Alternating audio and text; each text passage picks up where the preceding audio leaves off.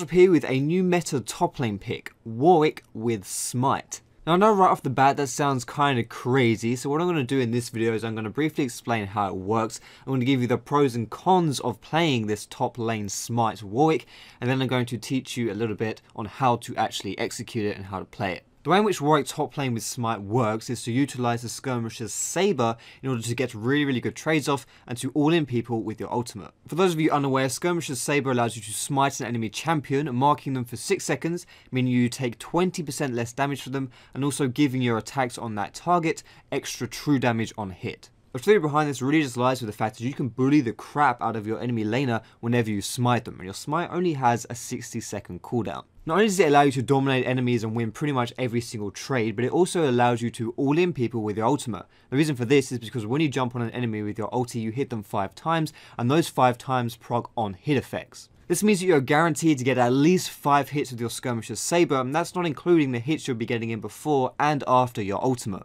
At level 6 you'll be getting 165 damage from your ultimate alone with your Skirmisher's Saber. In comparison, your Ignite would be doing 170 damage, so it's pretty much the same. Then you also have to take account for the extra hits you'll probably be getting off, making Skirmisher's Saber actually deal more damage than the Ignite, and the fact that it only has a 60-second cooldown instead of Ignite's 180, and the fact that it reduces the damage you take from that target by 20%, and the fact that you're not just limited to using it in a PvP situation. It's quite clear to see why Skirmisher's Saber is so strong. Now that I've showed you the overview and theory behind this Smite top lane Warwick, I want to give you the pros and cons of playing it. Firstly, because you have Smite, you can take away a jungle camp at level 1, which will instantly get you to level 2. Don't worry about getting to lane too late and missing too many minions, because you'll miss around 2, maybe 3, probably even less if you consider the fact that the enemy will most likely be pushing your lane for that level 2 advantage. All in all, definitely worth it. Another positive is, like I mentioned, it becomes pretty much impossible to lose trades once you have your skirmishers. You'll also be able to decide when to go aggressive much more freely, because your summoner spell will have a much lower cooldown than that of the enemies. Your smite also allows you to gather jungle monsters extremely easily as you're coming back to lane to give you that experience advantage. You can also roam and smite the enemy jungle camps to gain their smite benefits. This is especially useful in their chicken camp, where you can smite it to stomp a ward and deny that ability from your enemy's jungler. So for some cons of this playstyle, firstly, if you take Ignite, then whenever you use it on someone, you are guaranteed to do that damage to them.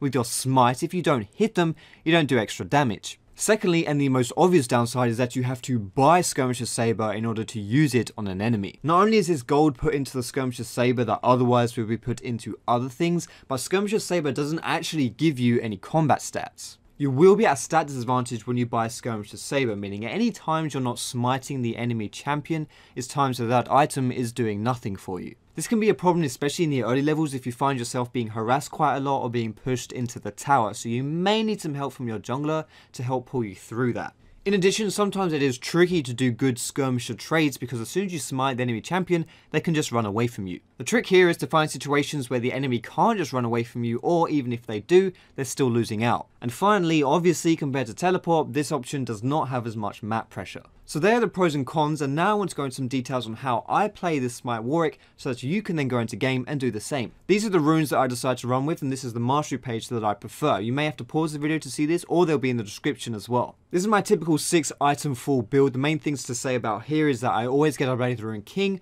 I like to go 40% CDR, and after that, mostly tanky. For skill order, I get my W at level 1 so that I can take away the jungle camp with my Smite. Then I like to max my Q, followed by E, then W. So for some tips on how to play this successfully, you want to start with a Doran's Blade and 1 potion, take away the jungle camp with your W like I say, and then go into lane. You'll be level 2 but you won't be too healthy, but luckily your Warwick here has great regen and sustain, so play a bit passive until you've got more health back. Your early game lane objectives are, like I say, to just play passive and farm up. You want to go back as soon as you've got enough gold to buy your Skirmisher's Saber. Warwick does tend to have some mana issues, especially if he's getting harassed quite a lot and needs to use his Q to heal up, so don't be afraid to buy some mana potions alongside your health potions. Once you have your Skirmisher's Saber and are around level 7 or 8, then you want to harass the enemy with your Q, getting them to around 70% health or even lower if you can, then smite the enemy, ult them, and kill them. Red buff is also amazing on this Smite top Warwick. Not only does it give you on-hit damage to make you do even more damage in your ulti, but it also slows the enemy down, meaning you can punch the crap out of them and get more value from your Skirmisher's Saber. You should also bear in mind that Warwick is much better in those smaller fights than full-blown team fights.